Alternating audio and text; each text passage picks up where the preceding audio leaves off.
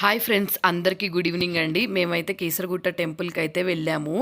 ఇక్కడ లింగాన్ని శ్రీరామచంద్రులు వారు ప్రతిష్ఠించారు కాబట్టి ఇక్కడ లింగాన్ని శ్రీరామలింగేశ్వర స్వామి అని పిలుస్తారు. అట్లాగే ఇక్కడ హనుమంతులు వారు కోపంతో 101 శివలింగాలను అయితే విసిరేశారంట.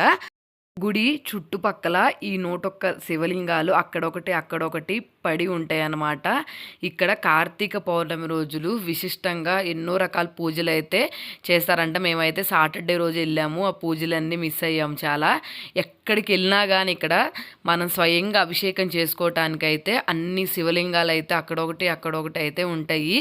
లైఫ్లో ఒక్కసారైనా చూడాల్సిన టెంపుల్. ఎందుకంటే ఇక్కడ రామలింగేశ్వర స్వామి వారు స్వయంగా వెలిసారంట. స్వయంభూలింగం అని కూడా పిలుస్తారు.